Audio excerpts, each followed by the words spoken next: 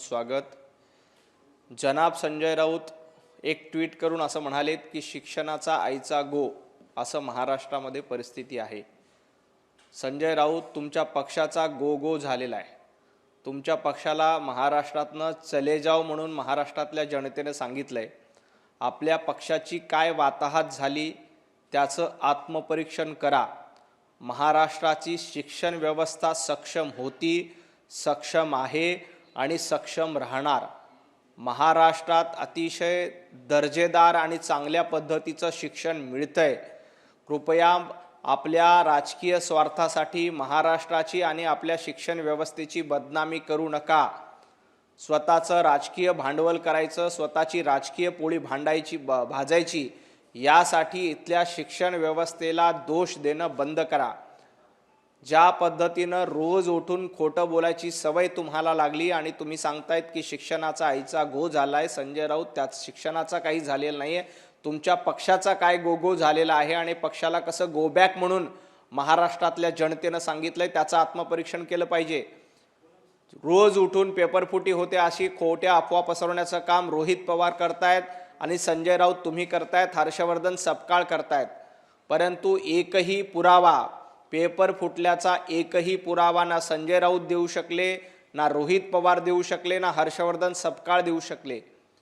सरकार अतिशय खंबीर आहे, सरकार अतिशय सजग आहे। कुठेही महाराष्ट्रामध्ये पेपरफुटी झालेली नाही। काल देखील MPSCने त्याबद्दल स्पष्टीकरण दिलं, CETच्या सेलच्या अध्यक्षांनी त्याबद्दल स्पष्टीकरण दिलं।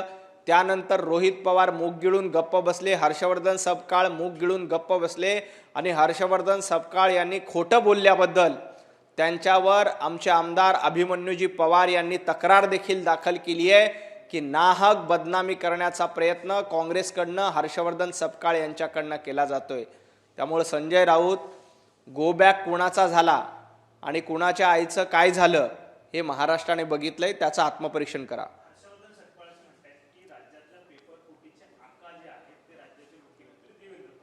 संजय राऊत आणि हर्षवर्धन सपकाळ यांचे आका राहुल गांधी आहेत आणि या पेपर फुटी प्रकरणामध्ये रोज खोटं बोलण्याचं काम हर्षवर्धन सपकाळ करतायत। खरं तर पूर्वी जनरल डायर म्हटलं जायचं, परंतु हर्षवर्धन सपकाळ आता जनरल लायरच्या भूमिकेत आहेत। रोज उठायचं, खोटं बोलायचं, एवढंच काम हर्षवर्धन सपकाळ यांना जमतंय। हर्षवर्धन सपकाळ, तुमच्या आकांना जाऊन विचारा, राहुल गांधींना जाऊन विचारा की पंजाबमध्ये पेपरफुटी झाली, कर्नाटकमध्ये पेपरफुटी झाली, त्याच्यावर काय कारवाई केली? कुणावरही कारवाई केली नाही। उलट महाराष्ट्रामध्ये ना MPSCचा पेपर फुटला, ना CETचा पेपर फुटला। त्याबद्दल MPSCच्या अधिकाऱ्यांनी स्पष्टीकरण केलं, CETच्या अधिकाऱ्यांनी स्पष्टीकरण दिलं। बरं, तुमच्याकडे एक पुरावा, हर्षवर्धन सपकाळ जे जनरल लायरच्या भूमिकेत, त्यांना माझं आव्हान आहे, तुमच्याकडे एक पुरावा असेल तर तो पुरावा सादर करा। तुम्हाला एकही पुरावा सादर करता येत नाही, फक्त खोटं बोलता येतं। त्यामुळं हर्षवर्धन सपकाळ हे काँग्रेसचे प्रदेशाध्यक्ष नाहीत, तर जनरल लायर आहेत।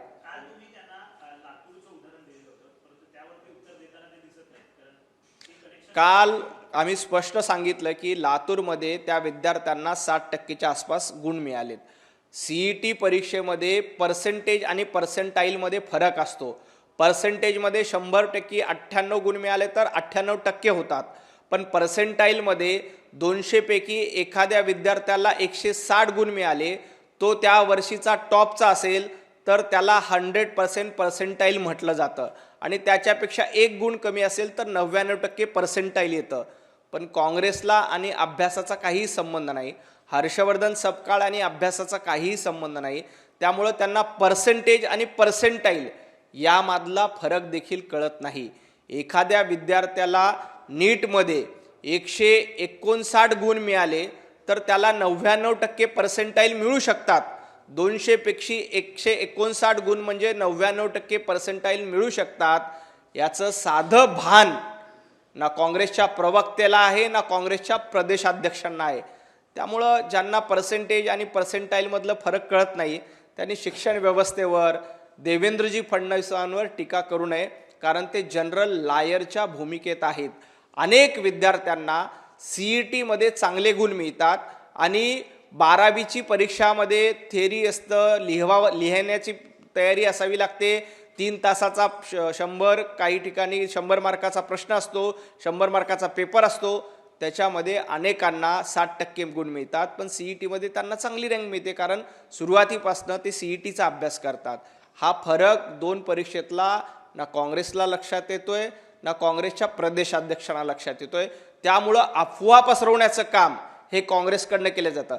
बरं, CET आजपासून अस्तित्वात आहे का? काँग्रेसच्या काळापासून CET अस्तित्वात आहे. त्याही काळामध्ये अनेक विद्यार्थ्यांना CETमध्ये टॉपचे गुण मिळायचे आणि 12वीच्या परीक्षेत 50% 60%च गुण मिळायचे. हे काँग्रेसच्या काळात देखील झालेलं आहे. मोटेगावकर, शिवराज मोटेगावकर हे अमित देशमुख यांचे कार्यकर्ते. अमित देशमुखांचं कुंकू लावलं म्हणून मोटेगावकरांनी जाहीर सभेमध्ये प्रचार केला होता. हर्षवर्धन सपकाळांना मी काल सवाल विचारला होता की तुम्ही अमित देशमुखांना आणि शिवराज मोटेगावकरांना प्रश्न विचारणार आहात का की नीटचा पेपर कुणाच्या सांगण्यावरनं फोडला होता. याबद्दल हर्षवर्धन सपकाळ मूग गिळून गप्प आहेत. त्यांना आता दातखिळी बसली आहे, त्यांना आता तोंड सुजलेलं आहे, कारण त्यांना माहिती आहे की मोटेगावकरांचे आणि अमित देशमुखांचे थेट संबंध आहेत. काँग्रेसच्या व्यासपीठावर येऊन आम्ही देशमुखांचं कुंकू लावलं म्हणून सांगणारा मोटेगावकर, त्याला CBIने अटक केलंय, जेलमध्ये टाकलंय. हर्षवर्धन सपकाळ हिम्मत असेल ना तर मोटेगावकरबद्दल अमित देशमुखांना जाब विचारा, प्रश्न विचारा आणि मग भारतीय जनता पार्टीला या संदर्भात भूमिका सांगायला सांगा.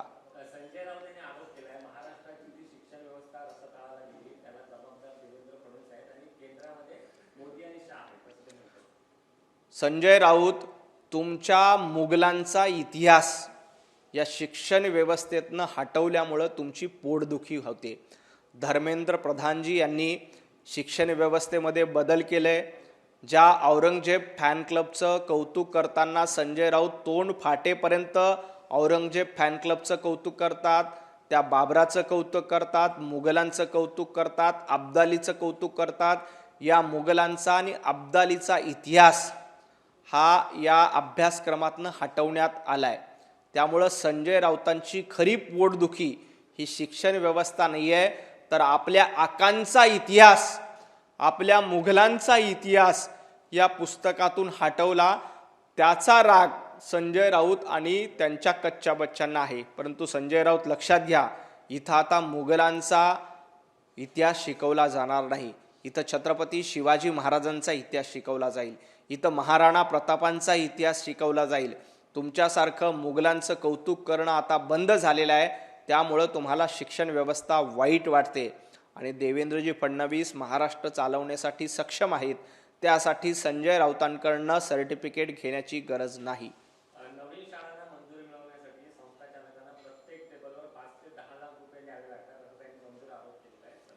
संजय राऊतांकडे या संदर्भात काही पुरावे असतील तर त्यांनी पुरावे दिले पाहिजे. पुरावे असतील तर निश्चितपणे कारवाई केली जाईल. परंतु संजय राऊत, शिक्षक भरतीमध्ये तुमचं सरकार असताना लाखो रुपये लुटणारे तुम्ही, मुंबई महापालिकेच्या शिक्षक भरतीमध्ये 25 वर्ष ज्यांनी लूट केली, 25 वर्ष पैसे घेऊन शिक्षकांची भरती संजय राऊत आणि त्यांच्या पक्षाने केली, त्यांनी कृपया शिक्षकांबद्दल आणि शिक्षण व्यवस्थेबद्दल न बोललेलं बरं. कारण शिक्षणाचा आणि संजय राऊतांचा काय संबंध आहे? संजय राऊत 25 वर्ष झालं खासदार आहेत. त्यांनी त्यांच्या खासदार निधीतनं एखादी शिक्षण संस्थेला देणगी दिली असेल तर सांगावी. संजय राऊतांनी शिक्षण व्यवस्थेसाठी आपण राज्यसभेमध्ये एखादा प्रश्न जरी विचारलेला असेल तरी तो माध्यमांसमोर येऊन सांगावा. संजय राऊत, तुमचा आणि शिक्षणाचा संबंध आहे का? तुमचा आणि गांजाचा संबंध आहे. तुम्ही गांजापुरतं बोला. शिक्षण व्यवस्था बघण्यासाठी अनेक लोक सक्षम आहेत, ते व्यवस्थित सांभाळतायत.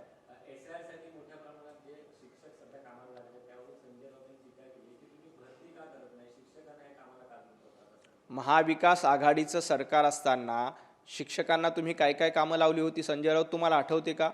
कोविडच्या काळामध्ये सर्वेक्षण करण्याचं काम शिक्षकांना दिलं होतं, हे तुम्हाला आठवतं का? ज्या वेळेला लोक वाईट अवस्थेत होते त्यावेळेला तुम्ही शिक्षकांना सोडलं नाही. शिक्षण व्यवस्थेबद्दल संजय राऊतांनी बोलू नये. त्यांचा आणि शिक्षण व्यवस्थेचा काहीही संबंध नाही. अनेक वर्षांपासून निवडणुकीची कामं असतील, SIRची कामं असतील. 2002ला जेव्हा SIR झालं तेव्हा देखील शिक्षकांनीच SIRची कामं केली होती. आता उलट SIRची कामं वेगवेगळ्या विभागातल्या अनेक कर्मचाऱ्यांना दिली आहे. फक्त शिक्षकांवर जबाबदारी नाही तर अनेक विभागाचे कर्मचारी त्याच्यामध्ये सहभागी झाले. त्यामुळं विनाकारण संजय राऊतांनी वावड्या उठवण्याचं काम करू नये. संजय राऊत आणि शिक्षणाचा काहीही संबंध नाही. संजय राऊतांनी काल भाजपच्या काही सदस्यांनी लोकसभेत भाषण केलं, त्यावर टीका केली आहे. ते म्हणतात की भाजपचे काही सदस्य मूळ विषयाला बदल देतात आणि पंडित नेहरू, इंदिरा गांधी आणि काँग्रेसवर त्यांनी टीका केली, अत्यंत गंभीर आहे. पंडित नेहरूंवर टीका केली की संजय राऊत पुढे धावून यायला लागलेत. राहुल गांधींवर टीका केली की संजय राऊत पुढे धावून यायला लागलेत. सोनिया गांधींवर टीका केली की त्यांचं कौतुक करण्यासाठी संजय राऊत पुढे येतात. या सोनिया गांधींचा करप्शन क्वीन म्हणून सामनामध्ये हेडलाईनमध्ये उल्लेख केला होता. संजय राऊत तुम्हाला आठवतं का? या सोनिया गांधींसमोर हिजडे झुकतात असं बाळासाहेब ठाकरे यांनी भर सभेमध्ये सांगितलं होतं. हे संजय राऊतांना आठवतं का? आता फक्त आणि फक्त राज्यसभेची खासदारकी मिळवायची यासाठी संजय राऊत राहुल गांधींची चाटुगिरी करतायत. पंडित जवाहरलाल नेहरूंवर कोणी टीका केली की लगेच संजय राऊत पुढे येत आहेत. संजय राऊत, काँग्रेसची गुलामी सोडून द्या. आपल्या राजकीय स्वार्थासाठी आणि खासदारकीसाठी तुम्ही काँग्रेसची गुलामी करणार असाल तर या देशातल्या जनतेने काँग्रेसचं जहाज याआधीच बुडवून टाकलेलं आहे आणि उभाटा गटाचं जहाज देखील काँग्रेसच्या नादाला लागल्यामुळं बुडणार आहे. काल जे सत्ताधाऱ्यांचा आरोप केला राहुल गांधींवर, संपूर्ण देशाचं लक्ष लागलं राहुल गांधी यांच्या भाषणाकडे. आज राहुल गांधी योग्य उत्तर देतील असं संजय राऊतांचं म्हणणं आहे. राहुल गांधींचं भाषण होणार नाही तर राहुल गांधींचा कॉमेडी शो होणार आहे आणि कॉमेडी शो ऐकण्यासाठी संपूर्ण देशातील जनता उत्सुक असते. कॉमेडी विथ कपिल शर्मा बघण्यासाठी TRP चांगला असतो. चला हवा येऊ द्याचा TRP चांगला असतो. महाराष्ट्राची हास्य जत्रा याचा TRP चांगला असतो. तसं राहुल गांधींचा संसदेतला कॉमेडी शो बघायला देखील भारतीय जनता पार्टीचे कार्यकर्ते इच्छुक आहेत. सगळे महाराष्ट्रातले नागरिक इच्छुक आहेत, देशातले नागरिक इच्छुक आहेत. आता राहुल गांधी आज संसदेमध्ये येऊन काय कॉमेडी शो करतात हे बघायला पाहिजे. कारण राहुल गांधींना फक्त परदेशामध्ये जाऊन भारताची बदनामी करायची, परदेशामध्ये जाऊन भारताला शिव्या द्यायच्या एवढंच काम जमतंय. आज ते नवीन कुठला कॉमेडी शो व्यक्त होतात आणि नवीन कुठला कॉमेडी शो करतात याची महाराष्ट्राला उत्सुकता आहे. संजय राऊत, राहुल गांधींची गुलामगिरी करणं सोडा. तुम्हाला ते कदाचित खासदारकीचं तिकीट देतील पण आयुष्यभर संजय राऊतांना राहुल गांधींचा कॉमेडी शो ऐकावा लागेल एवढंच मला सांगायचं आहे.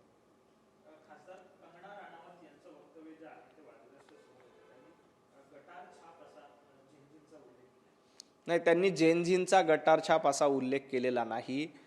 ज्या आंदोलनामध्ये विद्यार्थी नव्हते, काही समाजकंटक पंतप्रधान नरेंद्र मोदीजींबद्दल अपशब्द वापरत होते.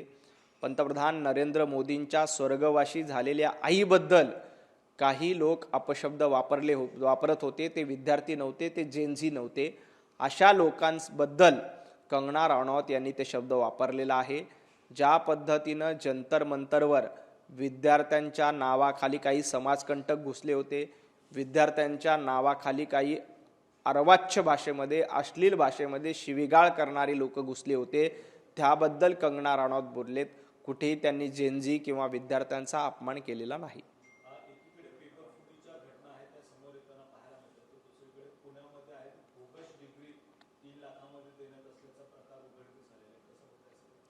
संजय राऊत त्याबद्दल असं म्हणाले की ऑक्सफर्डची बोगस डिग्री मुंबईमध्ये छापली जाते. आता संजय राऊतांना ऑक्सफर्ड विद्यापीठावर देखील शंका उपस्थित करतात. म्हणजे संजय राऊत एवढे मोठे झाले का की त्यांना आता ऑक्सफर्डबद्दल देखील शंका उपस्थित केली जाते. संजय राऊत, तुमचा आणि ऑक्सफर्डचा काही संबंध आहे का? तुमचा आणि शिक्षणाचा काही संबंध आहे का? महाराष्ट्रामध्ये कुठेही बोगस डिग्री मिळत नाही. आता संजय राऊत महाराष्ट्र सोडून आता ऑक्सफर्डबद्दल शंका घेऊ लागले तर त्याला आम्ही काहीच करू शकत नाही. त्याबद्दल ऑक्सफर्ड उत्तर देईल. परंतु मला रोहित पवारांना देखील सांगायचं आहे की तुम्ही सांगितले की 3 लाख रुपयामध्ये कुठेतरी बोगस डिग्री मिळते. तर रोहित पवारांनी अशीच 3 लाख रुपये देऊन बोगस डिग्री घेतलेली आहे का याचं पहिलं उत्तर दिलं पाहिजे. रोहित पवार, तुमची डिग्री खरी आहे का तुम्ही देखील अशीच 3 लाख रुपये देऊन डिग्री घेतली हे एकदा महाराष्ट्राला सांगा. आणि तुमच्याकडे त्या संदर्भात काही पुरावे असतील नुसतं हवेमध्ये गोळीबार करू नका, पत्रकार परिषद घेऊ नका. तुमच्याकडे काही पुरावे असतील तर शिक्षण विभागाला ते पुरावे सादर घ्या. कुणी चुकीचं काम केलं असेल तर त्याच्यावर निश्चितपणे कारवाई केली जाईल, कुणालाही सोडली जाणार नाही. परंतु रोहित पवार यांनी आपण स्वतः मिळवलेली डिग्री बोगस आहे का खरी आहे हे एकदा सांगितलं पाहिजे. मुंबई महानगरपालिकेतील सभागृह नेते असतील, विरोधी पक्ष नेते असतील, त्याचबरोबर समितींचे अध्यक्ष असतील, या सगळ्यांना आता इनोव्हा गाड्या आहेत त्या पाहिजे आहेत अशा पद्धतीचा एक प्रस्ताव देखील आहे तो देण्यात आलेला आहे. 6 महिन्यापूर्वीच कुठेतरी स्कॉर्पिओ गाड्या घेतल्या होत्या, मात्र त्या गाड्यांनी त्रास होतोय अशा पद्धतीचं देखील सांगण्यात आलं. संजय राऊत त्यावर असं म्हणतायत की BMW गाड्या पाहिजेत. संजय राऊत उद्धवजी ठाकरेंच्या ताफ्यामध्ये BMW आहेत का मर्सिडीज आहेत हे एकदा महाराष्ट्राला येऊन सांगा. पंतप्रधान नरेंद्र मोदीजी हे देशाचे पंतप्रधान आहेत, परंतु उद्धवजी ठाकरे यांच्या ताफ्यामध्ये किती मर्सिडीज आहेत, आदित्य ठाकरे यांच्या ताफ्यामध्ये किती BMW आहेत हे एकदा महाराष्ट्राला सांगा. जे स्वतः BMW मर्सिडीजच्या खाली फिरत नाहीत ते आदित्य ठाकरे, ते उद्धवजी ठाकरे आणि ते जनाब संजय राऊत यांनी पंतप्रधान नरेंद्र मोदीजींवर टीका करू नये. मुळामध्ये उद्धवजी ठाकरे मुख्यमंत्री असताना त्यांच्या ताफ्यामध्ये कुठल्या गाड्या होत्या? आज उद्धवजी ठाकरे ना मुख्यमंत्री आहेत ना आमदार आहेत, तरी देखील उद्धवजींच्या ताफ्यामध्ये BMW असतात, मर्सिडीज गाड्या असतात. आदित्य ठाकरेंच्या ताफ्यामध्ये BMW आहेत, मर्सिडीज आहेत. संजय राऊत हे कुणाच्या पैशातनं आलेले आहेत? या BMW आणि मर्सिडीज उभाटा गटाला आदित्यजी ठाकरे आणि उद्धवजी ठाकरे यांना नेमकी कोणी कोणी गिफ्ट केले आहेत याची यादी आमच्याकडे आहे. संजय राऊत तुम्हाला गाड्या कोणी गिफ्ट केल्यात याची यादी देखील महाराष्ट्रामध्ये आहे, सगळ्यांना माहिती आहे. त्यामुळं ज्यांनी इतरांकडनं BMW गिफ्ट घेतल्यात, ज्यांनी इतरांकडनं मर्सिडीज गिफ्ट घेतल्यात आणि ज्यांच्या ताफ्यामध्ये फक्त BMW आणि मर्सिडीज असतात, उद्धवजी ठाकरेंकडे आज कुठलं पद आहे की ते BMW आणि मर्सिडीज घेऊन ताफ्यामध्ये फिरतायत? आदित्य ठाकरे नेमकं कोणाकडनं आलेल्या गिफ्ट, आलेल्या मर्सिडीज आणि BMW घेऊन फिरतायत? याचं उत्तर जनाब संजय राऊतांनी द्यावं. पंतप्रधान नरेंद्र मोदीजी यांनी ताफा कमी करण्याच्या सूचना दिल्यानंतर माननीय मुख्यमंत्री देवेंद्रजी फडणवीस साहेबांनी आपला ताफा कमी केला. आज देवाभाऊंच्या ताफ्यामध्ये 3 ते 4च गाड्या असतात आणि कुठेही BMW मर्सिडीज देवाभाऊंच्या ताफ्यामध्ये नसतात. संजय राऊत तुमच्या ताफ्यात असलेल्या BMW आणि मर्सिडीज नेमक्या कोणाकडनं गिफ्ट मिळतात याचं उत्तर एकदा महाराष्ट्राला द्या. राज्यामध्ये पेपर फुटीचे जे सगळे प्रकरण समोर येते त्यावर काँग्रेस असेल किंवा शिवसेना असेल, हे टार्गेट जे आहे ते देवेंद्र फडणवीस यांनाच प्रामुख्याने करताना पाहायला मिळते. नाही, आंब्याला दगड मारण्याची सवय सगळ्यांनाच असते. जो व्यक्ती काम करू शकतो, जो व्यक्ती चांगला असतो त्याच्यावर प्रश्नचिन्ह उपस्थित केलंच जातं. परंतु लक्षात घ्या, देवाभाऊ अतिशय सक्षम आणि समर्थपणे महाराष्ट्र पुढे घेऊन जात आहेत. त्यामुळं देवेंद्रजी फडणवीस साहेबांना कितीही घेरण्याचा प्रयत्न केला तरी महाराष्ट्रातील 14 कोटी जनता देवाभाऊंच्या पाठीशी आहेत. हर्षवर्धन सपकाळ यांच्या पाठीशी कोणी नाही. रोहित पवार यांना मतदारसंघ सांभाळता येत नाही. त्यामुळं देवेंद्रजी फडणवीसांना कितीही टार्गेट केलं तरी फरक पडणार नाही. इथली शिक्षण व्यवस्था, परीक्षा, MPSC, CET सुरळीत चालवण्याचं काम हे महाराष्ट्र सरकार करते, देवाभाऊंचं सरकार करते. परंतु महाराष्ट्र यांना सुरळीत चालू द्यायचा नाही. महाराष्ट्रात अराजकता निर्माण करण्याची सुपारी ही रोहित पवारांनी घेतली, हर्षवर्धन सपकाळांनी घेतली. त्यामुळे ते देवाभाऊंना टार्गेट करतायत. पण काळजी करू नका, देवाभाऊ अशा अनेक आरोपांना पुरून उरलेले आहेत आणि जनतेनं देवाभाऊंना आशीर्वाद दिलेले आहेत.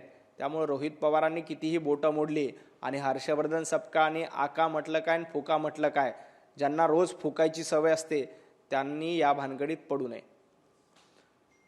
महापालिकेमधला प्रश्न होता की एकूणच गाड्यांचा प्रस्ताव कुठेतरी स्कॉर्पिओवरनं इनोव्हा घेण्यात याव्या अशा प्रकारची मागणी. मी महापालिकेच्या प्रस्तावाबद्दल पूर्ण माहिती घेतली. महापालिका कुठेही गाड्या खरेदी करत नाही. महापालिका दर 6 महिन्यांनी भाडे तत्वावर गाड्या घेते आणि या भाडे तत्वावर गाड्या घेत असताना मला संजय राऊतांना सांगायचं आहे की या गाड्या घेण्याचा जेव्हा प्रस्ताव आला तेव्हा विरोधी पक्षनेत्या किशोरीताई पेडणेकरांचा देखील या प्रस्तावाला पाठिंबा होता. आता महापालिकेच्या काही लोकांना, म्हणजे स्थायी समितीचे अध्यक्ष असतील, सभागृह नेते असतील, गटनेते असतील, विरोधी पक्षनेते असतील, यातल्या काही पदाधिकाऱ्यांना गाड्या मिळतात. महापालिकेकडनं त्यांना गाड्या दिल्या जातात आणि या गाड्या भाडे तत्वावर मुंबई महापालिका घेते. या गाड्यांची हाईट जास्त आहे, या गाड्यांची उंची जास्त आहे. त्यामुळं तेवढ्याच किमतीत येणाऱ्या, तेवढ्याच भाड्यामध्ये येणाऱ्या दुसऱ्या गाड्या आम्हाला सोयीच्या आहेत अशी मागणी विरोधी पक्षनेत्या किशोरीताई पेडणेकर यांच्यासह सर्व लोकांनी केली. त्यानंतर हा प्रस्ताव आला.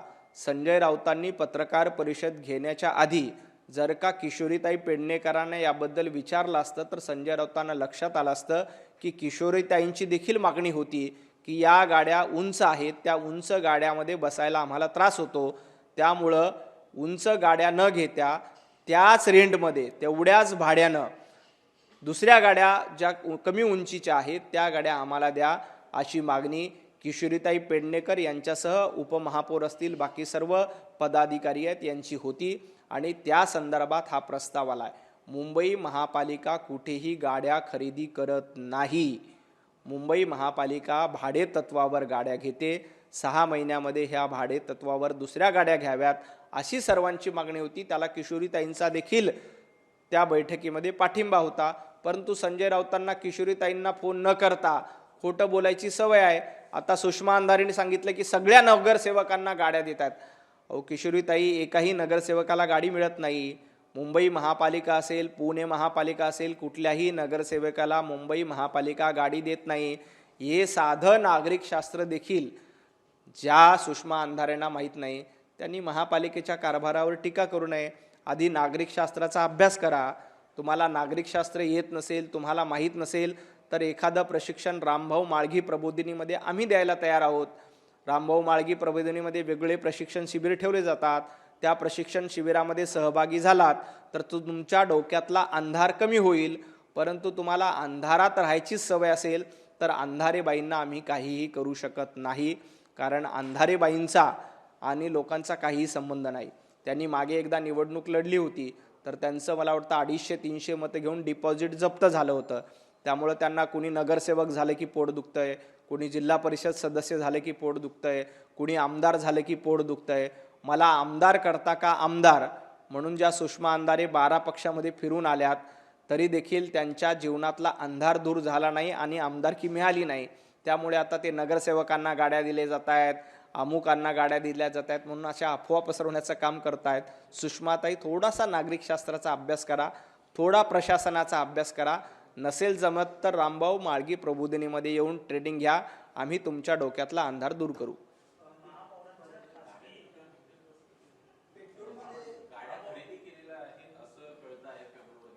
गाड्या खरेदी केल्या जात नाही, गाड्या भाडे करारावर केल्या जातात अशी माहिती मला महापालिकेच्या पदाधिकाऱ्याने दिली.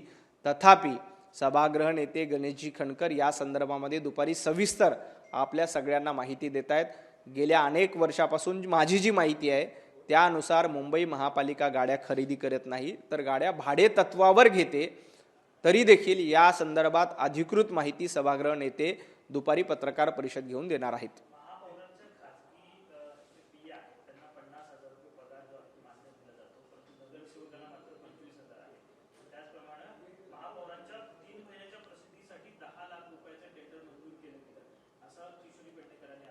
मुळामध्ये नगरसेवकांना पगार नसतो, ते मानधन असतं. त्यामुळं नगरसेवकांनी सामाजिक काम म्हणून ती जबाबदारी स्वीकारलेली असते. मग हेच कंपॅरिझन केलं तर महापालिकेच्या अधिकाऱ्यांना लाख रुपयामध्ये पगार असतो, अनेक महापालिकेच्या अधिकाऱ्यांना 2-2 लाख रुपये पगार असतो आणि नगरसेवकांना 25,000च मानधन असतं. नगरसेवकांनी मानधनांवर काम करावं ही अपेक्षा आहे. नगरसेवकांनी स्वतःहून स्वीकारलेलं ते काम आहे. त्यामुळे नगरसेवकांनी आम्हाला 5 लाख मानधन द्या, आम्हाला 10 लाख मानधन द्या अशी मागणी करणं योग्य नसतं. कारण नगरसेवकांनी हे जनतेचे सेवक असतात. आम्ही स्वतःला सेवक म्हणून आम्ही स्वतःच्या इच्छेखातर नगरसेवक झालेला असतो. त्यामुळं महापालिकेच्या अधिकाऱ्यांचं मानधन आणि नगरसेवकांचं मानधन याच्यामध्ये कंपॅरिझन करू नये. महापालिकेच्या अधिकाऱ्यांना पगार मिळतो तर नगरसेवकांना मानधन असतं. हा फरक किशोरीताई आपण लक्षात घेतला पाहिजे. त्यामुळे एखाद्या सहाय्यक आयुक्तांना 2 लाख पगार आहे आणि नगरसेवकांना तुम्ही 2 लाख मानधन द्या अशी मागणी करणं किंवा अशी तुलना करणं योग्य ठरणार नाही. किशोरीताई पेडणेकर मुंबईच्या महापौर होत्या, त्यांना हे सगळं माहिती आहे. परंतु किशोरीताईंना आता महापौरपद गेल्यामुळे कदाचित थोडं जास्त अस्वस्थ वाटतंय. काही दिवस जातील की त्यांना लक्षात येईल की आपलं महापौर गेलेलं आहे, आपण आता विरोधी पक्ष नेते पदाच्या भूमिकेत, त्यामुळं कदाचित त्या अशा पद्धतीच्या भूमिका मांडत असतील.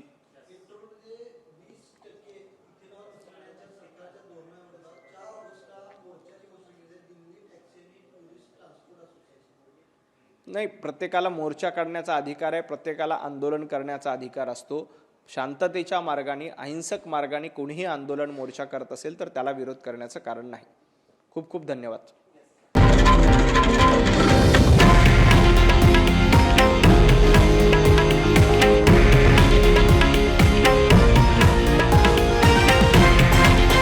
हे आहे देशातील नंबर 1 न्यूज नेटवर्क आणि आपण पाहत आहात TV9 मराठी, एकमेव.